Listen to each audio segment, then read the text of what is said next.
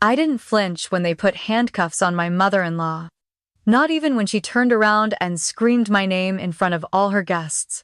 I just stood there, holding my champagne glass, watching everything she built collapse. I'm Whitney. And 3 months ago, I found out my husband and his mom were trying to erase me legally, financially, completely. They forged my name. They used my company to launder money. They planned to pin everything on me and walk away rich. But they forgot one thing: I don't go down quietly. What would you do if the people you trusted most tried to destroy you? Comment 1 if you believe the truth should never stay silent, no matter who it shatters. They always say betrayal feels like a knife. They're wrong. It feels like glass. In your throat, in your spine, in your smile.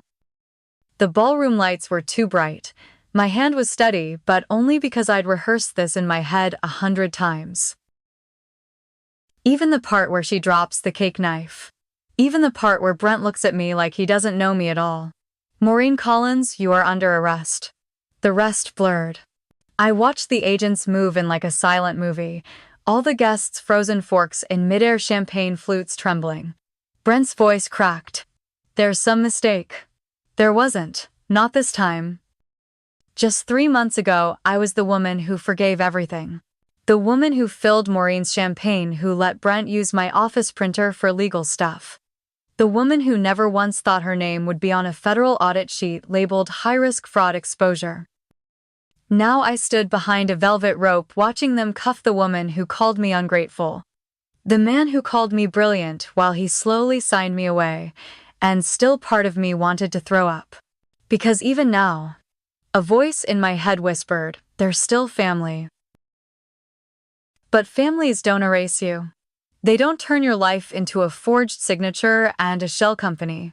I had warned them, they just didn't think I meant it. Would you have done the same? The morning after Maureen's arrest, my apartment felt hollow. No agents.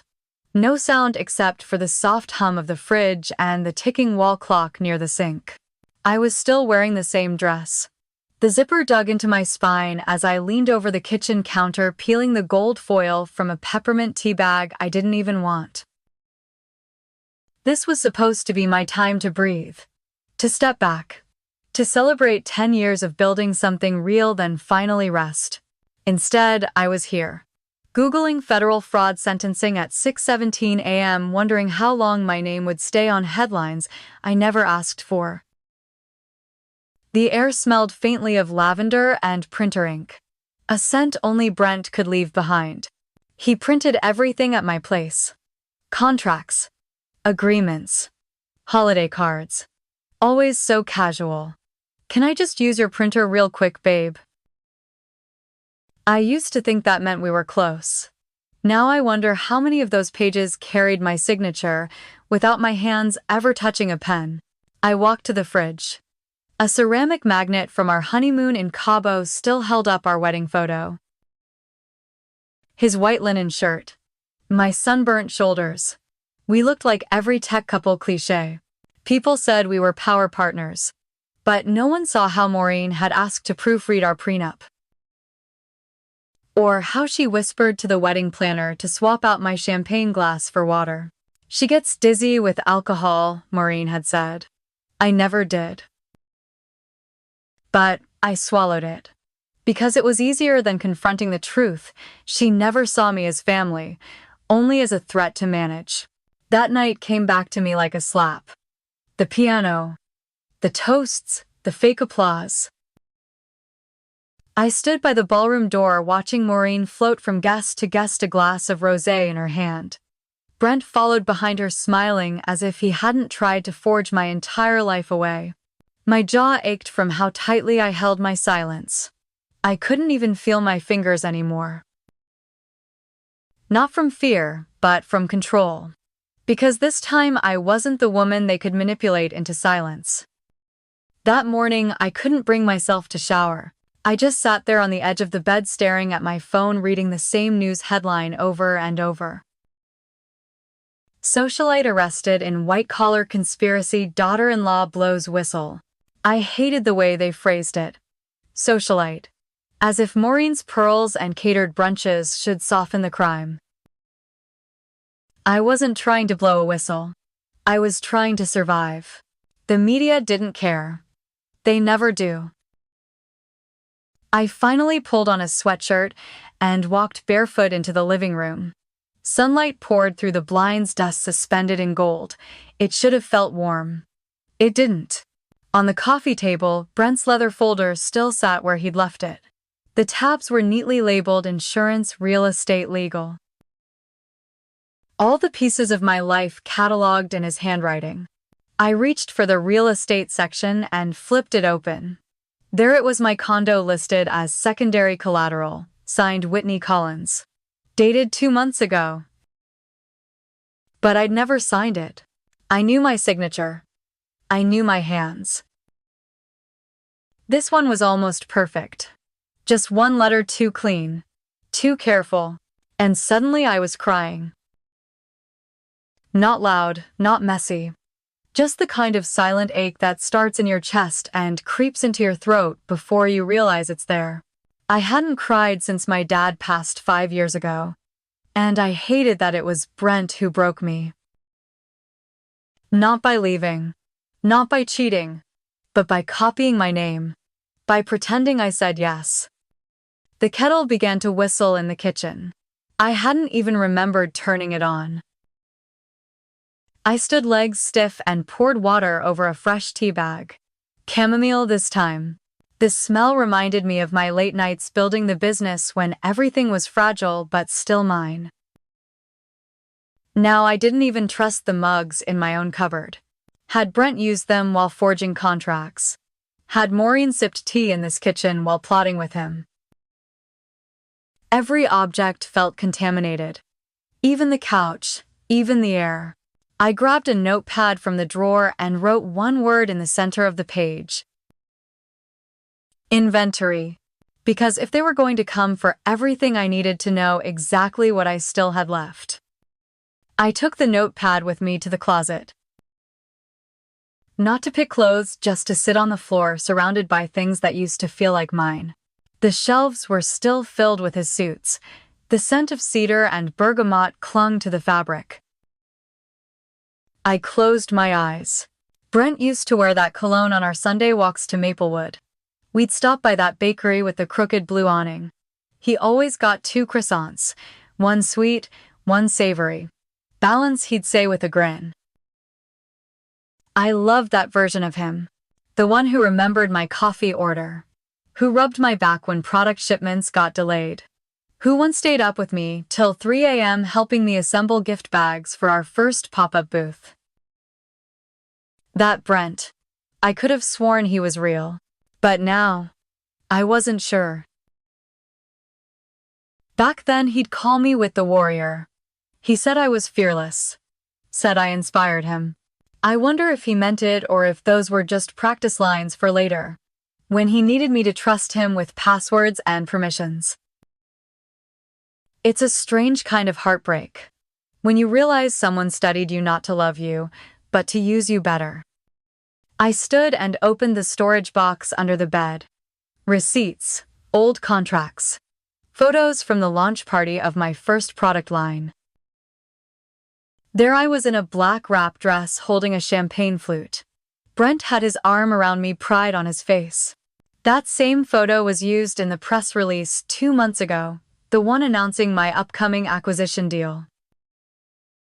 The one Brent had sent to the buyer behind my back, attaching updated documents I hadn't approved. He'd used our shared history as leverage, as proof of stability, as camouflage. The drawer on my nightstand stuck for a second before sliding open. Inside I found my old external drive. The one Brent said was too outdated to keep using. I plugged it into my laptop anyway. Waited. And just like that, files opened. Original contracts. Early IP drafts. Scans of everything Maureen once told me to simplify and let the lawyers handle. They hadn't deleted it. They'd buried it. Quietly. Almost perfectly. But not quite. And then a ping. An email. From Brent.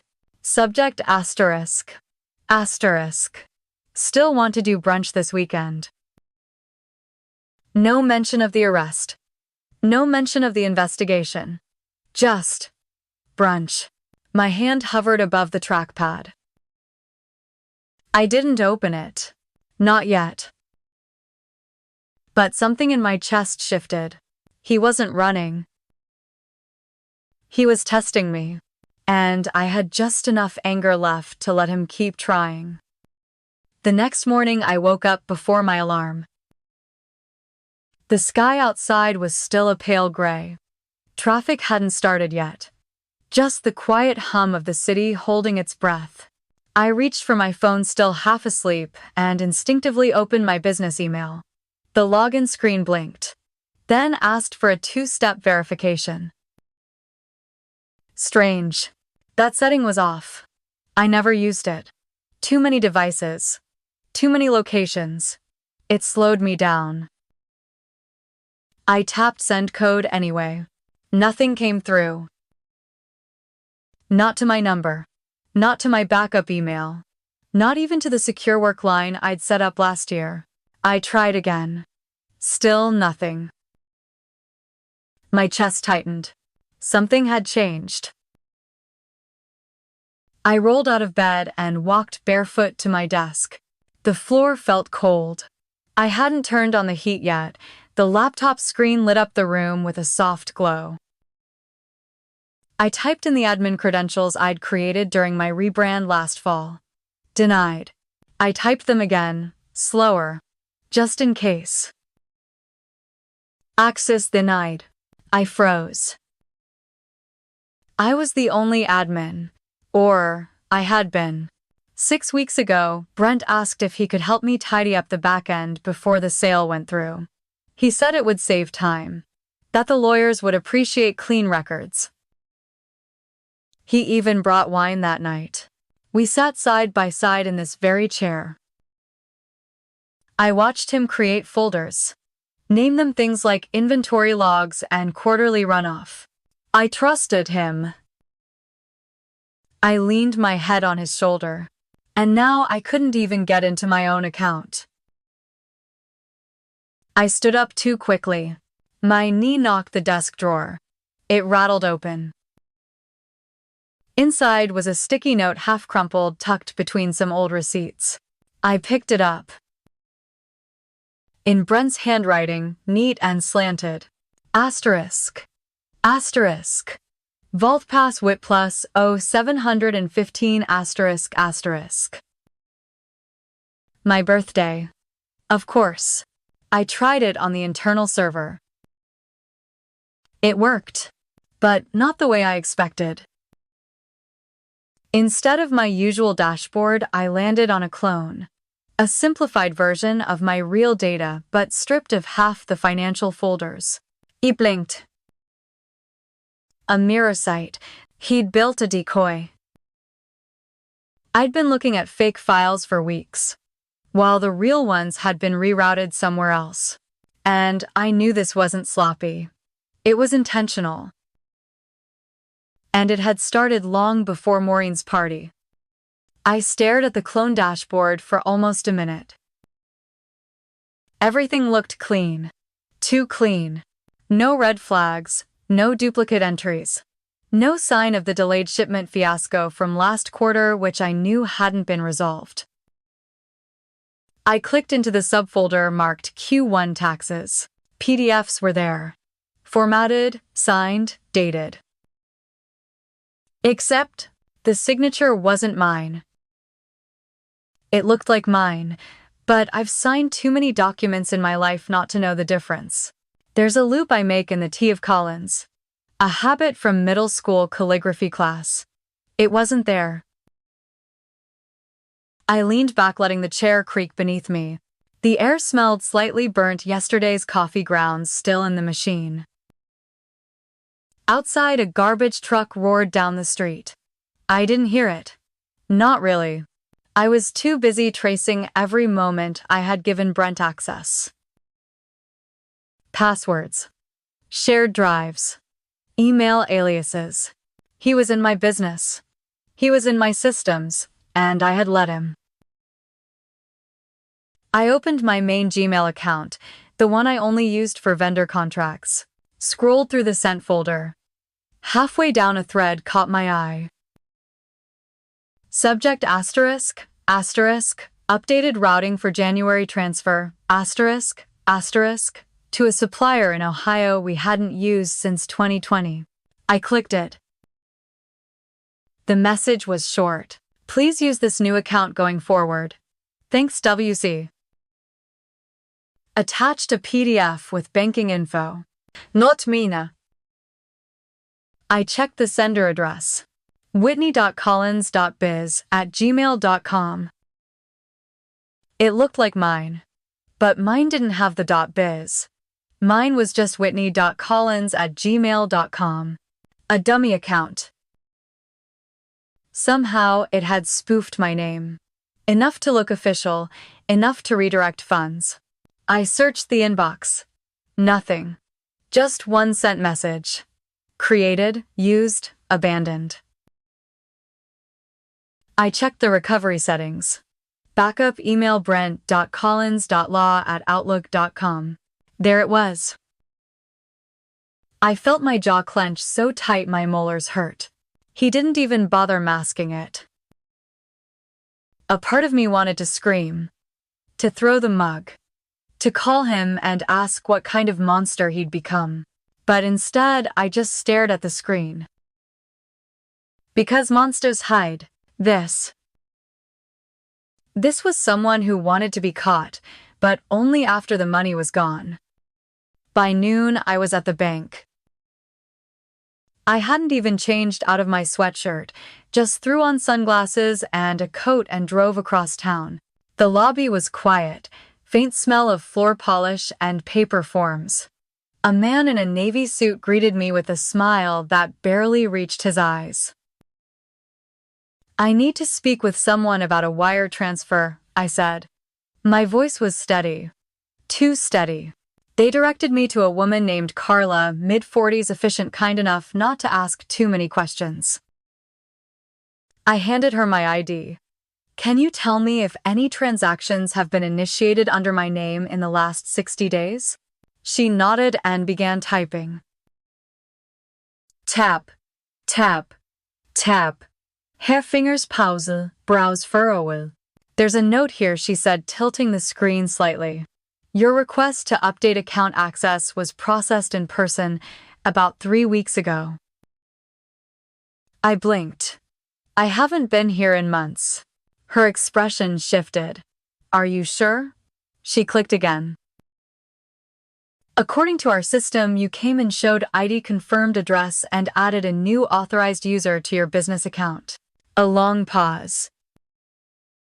His name was Brent Collins. My stomach turned. And you verified that? With me? She looked uncomfortable now.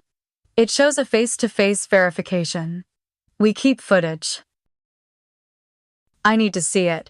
My voice cracked slightly, but I didn't back down. She hesitated, then motioned toward the side office. Give me a second. I'll pull it. The wait felt like hours. I could hear the low hum of printers, the buzz of phones. Outside the window, sunlight bounced off windshields. Everything looked normal. But inside me, something was unraveling. When Carla returned, she looked pale. There's something else. She turned the monitor. A woman appeared on screen. Brown hair, beige coat, confident posture. She looked like me. Not identical, but similar enough at a glance to pass. She smiled, nodded, signed. I leaned closer, paused the frame, zoomed in. Her nails were too long. My wedding ring was missing. The ID she held looked real, but it wasn't mine. Can I get a copy of this? I asked. Carla hesitated. I'll have to request permission, but I'll flag it immediately. I nodded, stood, walked out of the bank into the dry Texas wind. My breath hitched in my chest. This wasn't just Brent. This was staged, built, practiced. Someone had been preparing to become me. And I was already one step behind. I didn't go home after the bank. I drove aimlessly for half an hour through old neighborhoods past my favorite bookstore, past the dog park. Brent once begged me to visit every Sunday. The December sun hung low in the sky, casting long shadows across the dashboard. I kept one hand on the steering wheel. The other held my phone. My thumb hovered over one contact. Delilah. Not just my attorney, my friend. The one who'd helped me file my LLC when no one took me seriously. The one who told me 2 years ago, never put love above legal structure. I hadn't listened. I tapped her name. Whit, she answered. It was early still, barely 8:40 a.m., but her voice was clear. I need to file a fraud report, I said without saying hello. There's surveillance footage. Someone impersonated me. At my own bank. Silence. Then where are you? Outside. In my car. I haven't told Brent. Don't, she said instantly.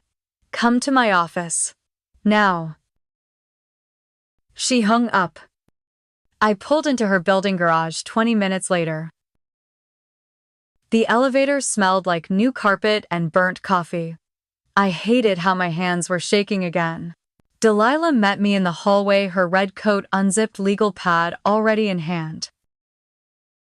You look like hell, she said softly. I feel worse. I handed her a printed screenshot from the bank footage. The woman in the beige coat. My almost face. The forged signature. Delilah's lips tightened. Do you recognize her? No, I said. But that wasn't entirely true. Something about the angle of her jaw. The way she stood. It felt familiar. Wrong but familiar. Delilah opened her laptop. Let's start the paper trail, she said. I'll file with the state's fraud unit and the bank's legal department. You need to log every discrepancy, every password change, every altered document, every redirect. She looked at me then. Really looked. This wasn't sloppy wit. This was engineered. I nodded. But in the back of my mind, something else was swirling. Whoever that woman was, she didn't just have my signature. She had my mannerisms, my tone, my timing. That wasn't Brent's doing. That was studied. Planned. Someone had been watching me. Not just my accounts. Me. Delilah handed me a legal pad. Write down everything Brent had access to. Emails, insurance. Anything that ties your identity to a login. I started writing. The pen felt heavy, like I was signing off on the story of my own erasure. Phone, laptop. The guest account on my desktop at home created 2 years ago when Brent's laptop crashed. I never deleted it. I never changed the router login either. Why would I? It was my home. I thought it was safe. Do you still have your security cameras running? Delilah asked. The ones outside your apartment. I nodded slowly. They back up to a cloud drive, I said. Encrypted. I never shared it. Check the motion logs. Especially on weekends. Middle of the night. My stomach dropped. Brent had a spare key. So did Maureen. So did the cleaning service we'd canceled months ago, but I'd never changed the code. I opened my phone, logged into the security app. It lagged for a second, then loaded. I scrolled through the timeline. Nothing strange for days. Then 2 weeks ago, Saturday, 2:13 a.m. Motion detected. Front door. I tapped to play. The footage was grainy but clear enough. A woman in a trench coat. She stood still for a moment at the edge of the frame. Same height as me. Same posture. She didn't ring the bell. She didn't knock. She used a key. Entered like she belonged. She looked up once toward the camera. Even in the dim porch light, I saw it. It wasn't me. But it could have been. Delilah leaned over my shoulder. Jesus. She hit pause. Can I forward this to a digital forensics contact? I nodded. Silent. My throat felt tight. Like something sour and metallic had lodged behind my ribs. This wasn't just financial theft. This was impersonation. Physical. Psychological. I didn't just have a fraud case. I had a stalker. Someone had studied my walk, my clothes, my timing, and worse, someone had access to my house while I was away on business, thinking Brent was holding down the fort. Delilah's contact replied within the hour. They confirmed the video was authentic. No glitches. No overlay. Someone had used a key and entered my apartment at 2:13 a.m. But that wasn't all. She turned the laptop toward me again. There's more. A second video, this time from a distribution center. A routine delivery. Someone signing for a package. I pulled this from a third-party logistics hub, Delilah explained. One of your vendors flagged a mismatch between your signature and a recent receiving form. The system auto-stored it. I leaned in. It was her, trench coat, gloves, sunglasses inside a warehouse. She signed a manifest under my name, then walked out like nothing happened. The date. The exact morning I flew to Boston last month. I remembered that day vividly now. Not because of what happened, but because of what didn't. Brent had insisted I change my flight. He said there was construction on the freeway. That I'd miss my panel if I didn't leave the night before. He even booked the new flight himself. I was grateful at the time. Called him thoughtful. Efficient. But now I saw it for what it was. Not concern. Control. He needed me out of town. And he needed someone else to play me while I was 35,000 feet in the air sipping airport wine and reviewing slide decks. Delilah closed the laptop. We're not dealing with a casual impersonator, she said. This is systemic, coordinated. The woman knew vendor names, shipment times, even what shoes you'd wear. My voice felt small in the room. Someone's studying me. Delilah nodded. And they're good at it. I stood slowly. The overhead light buzzed faintly. The office smelled like ink and fabric softener. I'm not telling Brent, I said. Delilah raised an eyebrow. I need him to think I'm still in the dark. Let him feel safe. Let him make one more mistake. I picked up my coat from the back of the chair. This time I wasn't shaking. I want to see how far they're willing to go. Delilah's voice was low. Are you ready for that? I looked her in the eye. I wasn't. But I am now. The first thing I noticed when I got home was the smell. Not Mina. Not the usual lavender linen spray I kept by the bed. But something sweeter, thicker, vanilla musk with a powdery finish. Feminine. Unfamiliar. Intencional. I walked slowly into the bedroom. The windows were cracked open, though I never left them that way. And on the nightstand, my reading glasses were gone. Not misplaced, removed. I opened the closet. 3 of my dresses were missing. One navy, one cream one with gold buttons Brent once said made me look too corporate. I hadn't worn them in weeks. But I also hadn't packed them. I stared at the hangers, evenly spaced. He didn't even try to hide it. In the kitchen, the magnetic notepad had a new list written in unfamiliar cursive. Almond milk, stevia, chia cereal, grapefruit. I don't eat grapefruit. And Brent hates almond milk. I checked the trash. Sure enough, empty grapefruit peel, soft and pink, still fragrant. The same kind Maureen used to slice every morning. My breath caught. Was she here? Number. The handwriting wasn't hers, it was younger, rounder. This wasn't Maureen's game anymore.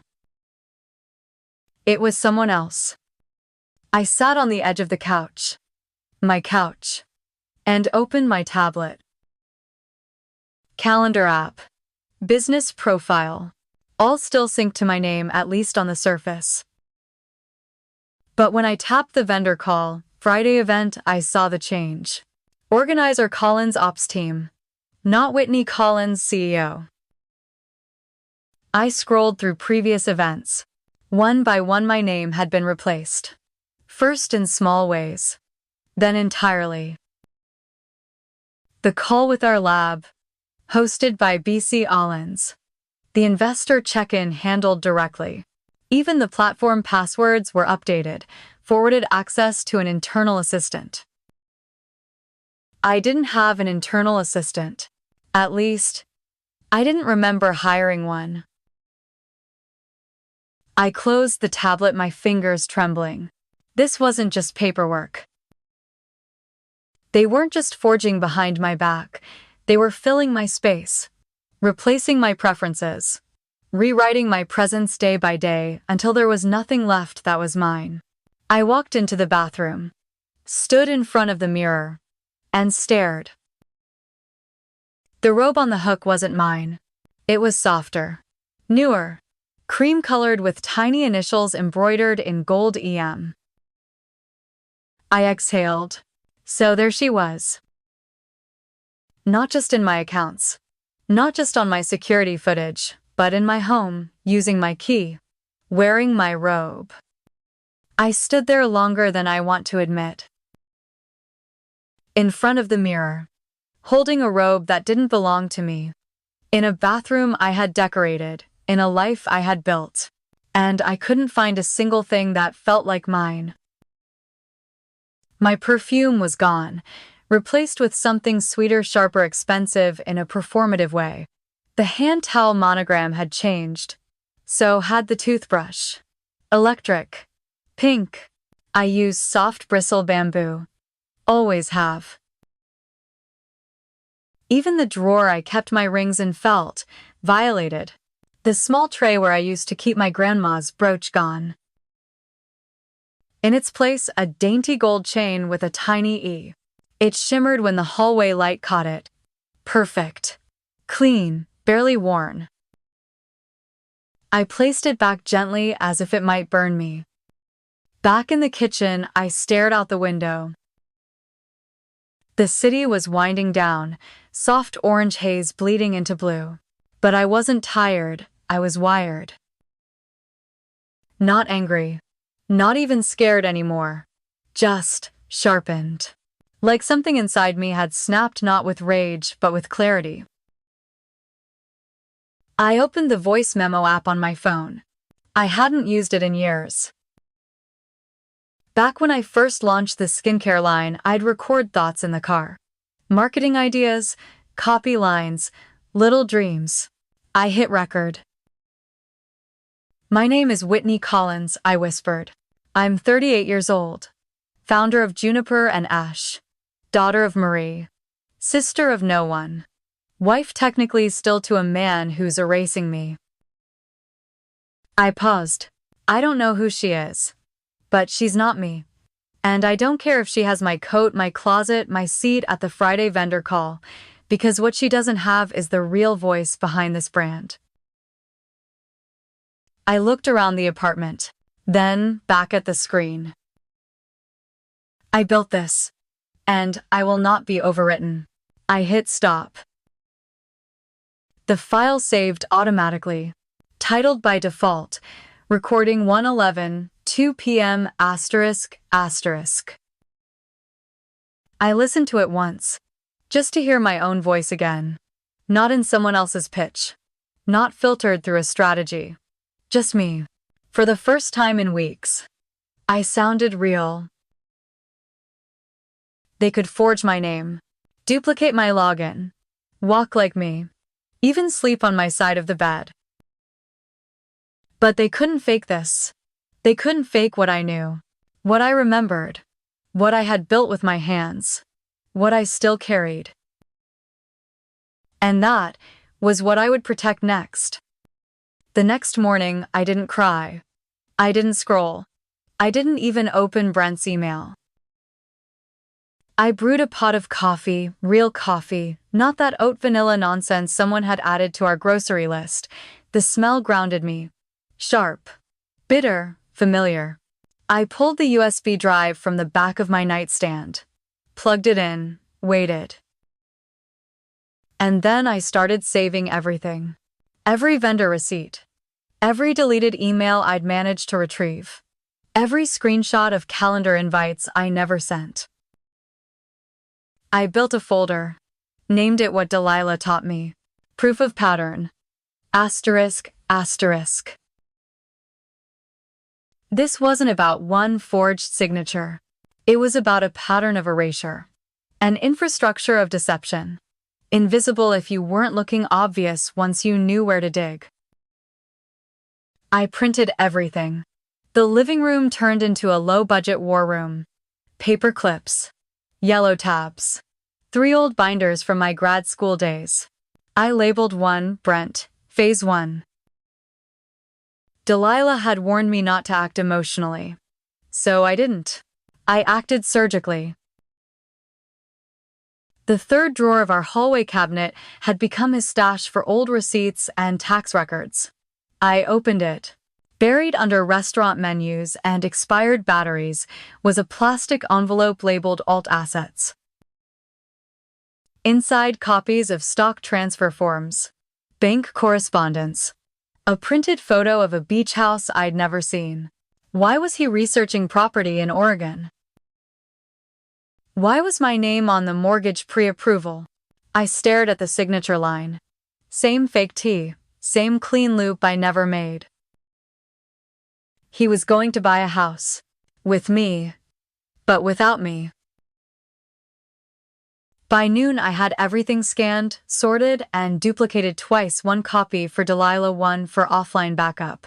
My hands shook only once when I found the note he'd scribbled last year on a sticky pad. Asterisk. She'll never see it coming. M handles the details. Asterisk. I didn't know if M meant Maureen. Or someone else. But I'd had enough of guessing. I forwarded everything. Hit send. Watched the files vanish into the cloud. And then I did something I hadn't done in weeks. I sat down and breathed. I hadn't spoken to Jason in weeks. He was my longest-standing employee. Barista turned manager. The kind of person who never called in sick and remembered every regular's drink by heart. When I pulled up to the cafe that afternoon, he was wiping down the outdoor chairs. He looked up, paused, then gave me a soft smile. "Hey boss," he said, "you're early." I needed to see the place, I replied. And I needed to ask you something. Off the record. Inside, everything looked the same. The chalkboard menu. The sage green tiles I'd picked myself. Even the jar of lemon shortbread cookies I always pretended not to eat. But something felt different. Like someone had rearranged the energy, not just the furniture. Jason handed me a glass of water. Waited. I took a breath.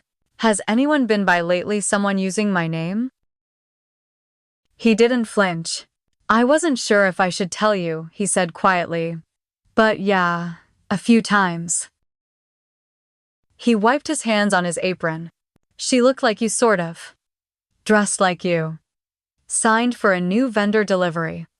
Said you'd approved it. What vendor? I asked. Some cold-pressed juice company. Never heard of it. She even brought her own cooler bags. He looked up, eyes narrowing. But what threw me off, she called me Jacob. No one ever calls me that but my mom. My pulse ticked in my neck. And Brent? I asked. Has he been around? Jason hesitated. Only twice. Once to check lighting in the back hallway. The other to update the alarm code. I stared at him. I never asked him to do that. I know, he said. That's why I saved the footage. He led me to the back office. Pulled up the security feed. There she was again. Same trench coat. Same ponytail. Different attitude. She moved like she belonged. Like she owned the place. I watched her accept a package, smile at a delivery man, and disappear into the staff room. Timestamp Tuesday. The day I was in Philadelphia. Jason tapped the screen. There's one more clip I think you should see. I turned toward him. What now? He hit play. And I watched Brent walk in behind her. No disguise, no hesitation. Just him, carrying my old laptop bag. He wasn't even trying to hide. Brent walked in with his usual confidence, that half smile that worked on hotel clerks and HOA meetings. He nodded at Jason, who froze behind the counter. The woman followed a few steps behind. No hesitation. No apology. Brent reached into the laptop bag. Pulled out my old MacBook. The one I thought I'd lost last summer during a layover in Denver. He placed it on the back office table. Opened it. Typed something in. The screen lit up. She leaned over his shoulder. And they both smiled. I watched the video on mute. No sound. Just the image of my husband, logging into my ideas. My files. My formulas. The woman nodded as he showed her something. Then she pulled a spiral-bound notebook from her purse, started copying. She didn't even glance at the security camera. She didn't have to. She knew where it was. I felt something inside me shift. Not snap, but settle. Like ice forming at the bottom of a lake. Jason said nothing. He didn't need to. I forwarded the footage to Delilah with one line. We have confirmation. They were in it together. Asterisk, asterisk. Then I handed Jason an envelope. Changed the alarm code. Again. Block Brent from access. And if anyone shows up asking for me, say, I'm in Europe. No details. He nodded. Got it. I turned toward the door but paused. Thank you, Jason. For noticing. And for not pretending you didn't. He gave me a sad smile. You built this place, Whitney. Even if they walk in with your name, it doesn't mean they get to own it. The drive home was silent. Not the uneasy kind, the kind that feels like stone. Heavy, solid, clean. I didn't cry. Didn't scream. I just drove. Left hand on the wheel, right hand resting on the voice memo button of my phone. I pressed record. My name is Whitney Collins, I whispered. This is day 2. I paused. I'm not here to prove anything to them. I'm here to remember myself. Loudly, permanently, legally. I ended the recording. Saved it. This time I renamed the file myself. Voice memo dos, not yours. The sun hadn't fully risen when I spread the documents across my kitchen table.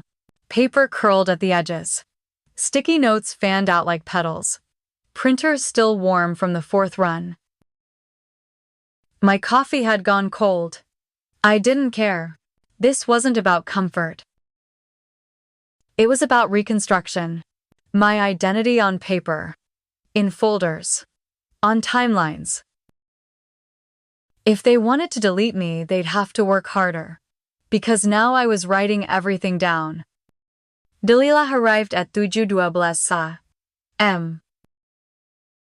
She didn't knock. She just walked in with a binder and that look she wore in court, calm, polished, tired of everyone's bullshit. "Are you ready?" she asked. "I don't think I ever was," I said. "But I'm done being scared." She sat across from me, opened her laptop, clicked into a blank spreadsheet. "Let's start from the top." Every moment they took something. I exhaled, then began. The 3rd of October vendor meeting moved without my approval. The 14th of October unauthorized signature on packaging redesign. The 26th of October, first flagged login attempt from an IP in a city I wasn't in. Delilah typed quietly, nodding. "What about personal items?" I motioned to the small evidence pile by the toaster. Monogrammed robe, duplicate access fob, grocery list in unfamiliar handwriting, screenshot of my own security footage. By 8:45 the table looked like a crime board. But instead of red yarn and thumbtacks, it was folders, passwords, and silence. I leaned back. "They didn't just copy me," I said. "They stepped in piece by piece until no one questioned the absence." Delilah looked at me. "But you noticed." I met her gaze. "Because I know the difference between being unseen and being overwritten." She wrote something in the margin of her notes. I didn't ask what. Then she slid a form across the table. "Temporary asset freeze request. Pending review. Requires notarized affidavit." "You don't need to file it yet," she said. "But if you want to stop any transfers before they finalize, this gives us leverage." I stared at it. Legal language. Checkboxes. My name printed and waiting. My real name. And for the first time in weeks I picked up the pen and didn't hesitate. By early afternoon I was sitting in a darkened office 3 floors above a frozen yogurt shop. It didn't look like much, just 2 desks, a sofa that had seen better days, and 3 monitors glowing in blue. This was Julian's space. Digital forensic specialist. Ex-NSA. Quiet. Blunt. Smelled faintly of mint gum and dust. Delilah had called him that morning. I brought everything I said, setting down the drive. Emails. Screenshots, security footage. He nodded. Didn't smile. Just plugged the drive in. Started scrolling. First off, Julian said your system wasn't hacked. No malware. No brute force. He looked at me. This was inside access. Authorized credentials, familiar logins. I swallowed. Brent. Or someone Brent gave access to. He clicked a few keys. Lines of code filled the screen. "See this," he said, highlighting a trail of logins. All came from the same MAC address. But the locations vary. VPN. He nodded. But whoever did this slipped up twice. One login pinged a local IP. Austin East Side. Near Red River. He turned the monitor, pulled up a timestamp. Matched it to a café Wi-Fi access point. My breath hitched. "That's 2 blocks from our warehouse supplier." Julian kept typing. "Now, here's the strange part," he said. "This isn't just someone copying files. This user copied your entire browser behavior down to keystroke cadence." He blinked. "They mimicked how I type." He nodded again. "Down to how long you pause between logins. That's not amateur, that's training." I sat back, letting the weight of it land. This wasn't identity theft. This was impersonation by design. Digital, psychological, behavioral. Someone didn't just want to take what I had. They wanted to become me so convincingly that systems, software, and people wouldn't question it. Julian looked up. There's one more trail I'm following. A connected email that looped through your vendor portal. It's masked, but not fully. He tapped a few more keys. The screen flashed, then froze. A partial address appeared, m.evans.secure@protonmail.com. Asterisk, asterisk. I stared at it. Evans, I whispered. Maureen's maiden name. Julian looked at me, then back at the screen. So maybe it wasn't just Brent. I didn't speak. I didn't need to, because in that moment I knew. This wasn't a betrayal between two people anymore. It was a coordinated extraction. And someone somewhere was preparing to replace me completely. I walked out of Julian's office into a dry, sharp wind. It hit my face like truth. Not pain, not confusion. Just truth. This wasn't about passwords anymore. Or emails. Or vendor calls. It was about identity. Who owns it? Who believes it? Who gets to say asterisk? That's me, and no one else. Asterisk. Back in the car, I didn't turn on the radio. Just sat there, hands on the wheel, head resting back. In my mind, a list was forming. Not of what they took, but of what they left behind. A quiet Jason. A signature I never signed. A woman in my coat. A cold laptop that still booted into my name. I opened my calendar. Maureen's birthday. Black tie. Country club. Family only. It was 3 weeks away. Perfect. I remembered the first dinner I ever had with her. Brent had taken me to some impossible-to-pronounce bistro. Maureen had shown up 30 minutes late, not a hair out of place. She didn't look at the menu. Didn't ask about my work. She just said, I hope you understand what you're marrying into. I smiled. And lead. I do. But now I did understand. And I wasn't marrying into anything. They were marrying me, asterisk. My name. My brand. My instinct. They walked into my world and expected me to hand them the keys. Back home, I pulled out the USB drive again. Started copying everything onto a presentation deck. 1 slide per offense, 1 bullet per forged detail. This wasn't for the court. Not yet. It was for the room. The party. The moment Maureen blew out her candles and thought she still had control. I wouldn't shout. I wouldn't accuse. I'd just plug in the USB, press play, and let the footage speak for itself. They'd taught me to be polite, grateful, silent. But I had learned something else. If you want your name to mean something, sometimes you have to say it out loud, in front of everyone, even if it burns the table down.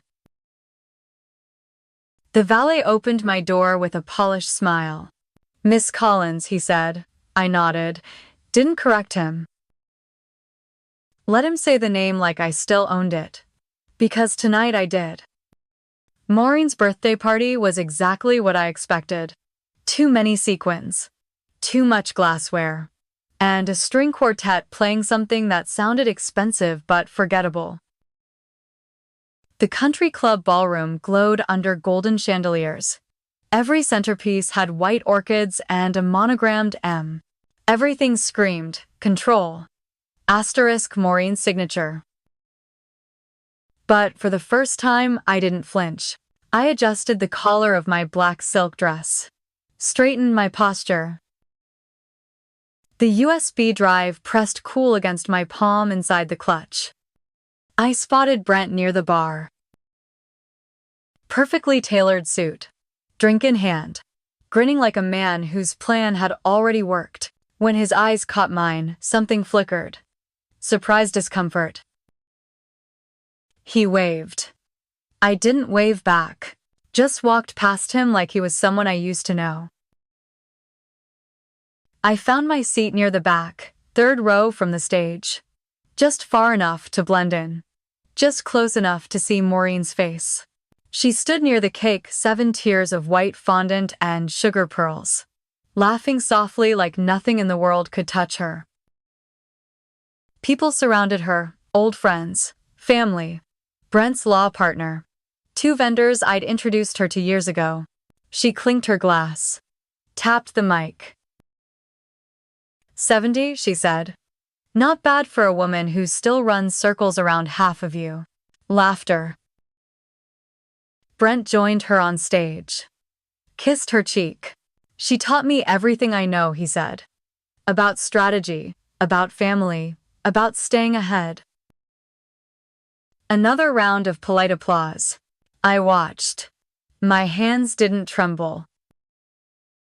Not anymore. The event planner leaned over and whispered something to Maureen. She nodded, turned toward the big screen behind the stage. Before we cut the cake, she said, Brent has a surprise video. A look back at some of our most meaningful moments together. Perfect. I reached into my clutch, closed my fingers around the USB, slid out of my chair, and walked slowly toward the AV booth. Tonight wasn't about revenge. It was about record-keeping in public. The AV tech looked confused when I handed him the drive. He glanced at the event sheet, then at me. Ma'am, we already have.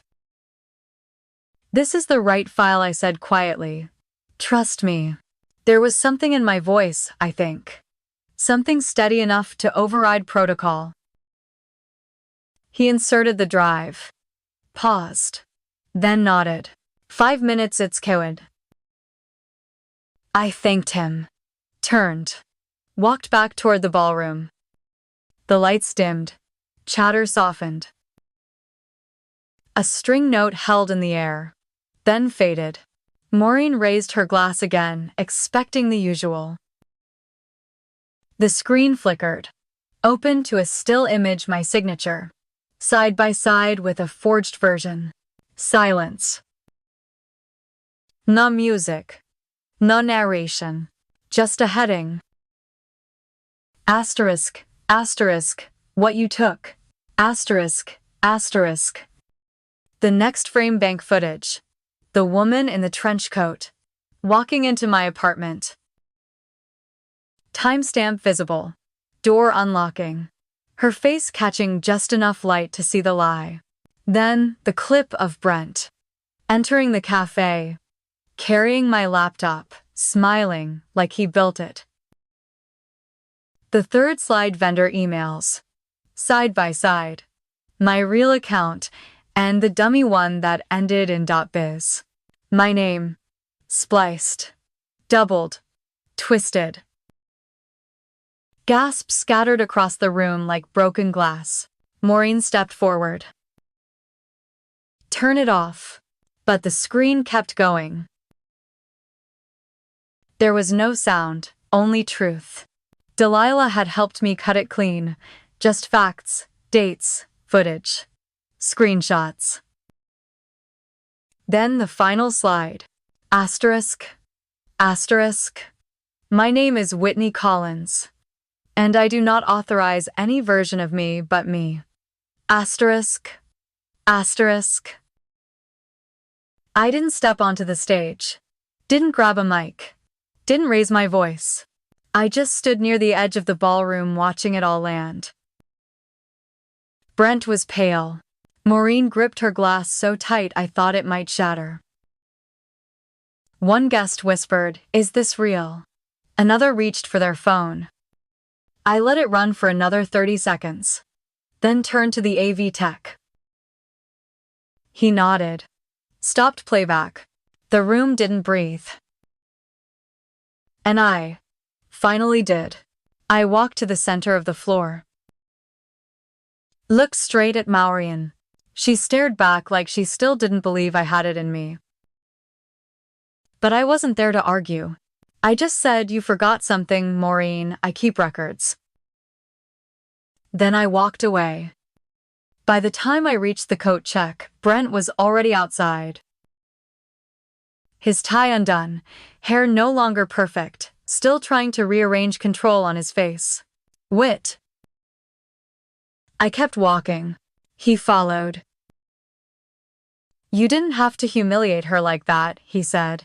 "She's 70. I stopped. Turned slowly. "No," I said. "I didn't humiliate her.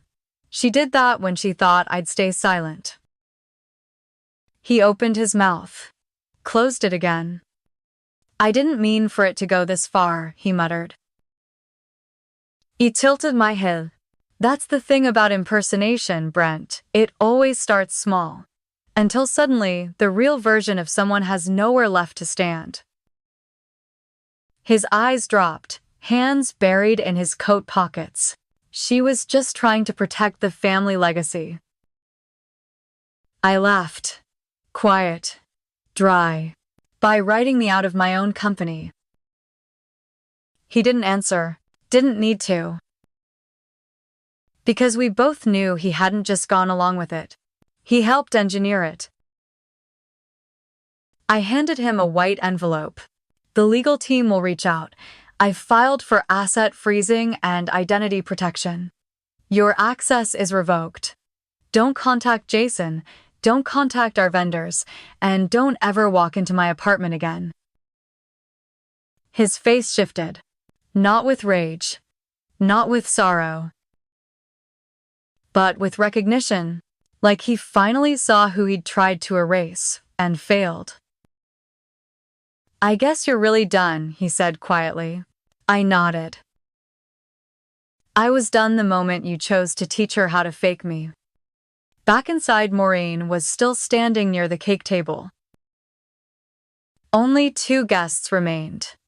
One was already pretending to scroll through her phone. Her hands were still wrapped around the champagne glass, but the bubbles had gone flat, like her. She didn't look at me. Didn't say a word. And for the first time in 6 years, I didn't feel small in her presence. I felt intact. By the next morning, the video had leaked. Someone had recorded a portion on their phone, posted it anonymously, tagged nothing, but the algorithm carried it anyway. Woman reveals forgery at birthday party, family exposed at country club. Her voice. Her name. "Delilah called me." "They'll try to spin it," she said. "Tell a softer version." "Let them," I replied. "I've already told mine, and I told it first." There's a softness to certain kinds of endings. Not dramatic. Not loud, just quiet and whole. I didn't move far, just 2 neighborhoods over. Enough to sleep at night without listening for a key turning in the door that didn't belong to me. The apartment is smaller, but the light is better. Every morning I open the window over the sink, let in the breeze. Make tea in the same kettle I thought I'd left behind. I brought it with me on purpose. The kettle. And the mug with the chip on the rim. Because for so long I thought I had to replace everything to start again. Turns out I only had to carry what was still mine. My days look different now. No corporate meetings. No late-night vendor calls. I take walks before noon. Answer only the emails I want. Spend whole afternoons writing in a notebook that isn't for anyone but me. Sometimes I scribble ideas for a new line. Not skincare exactly. Something softer.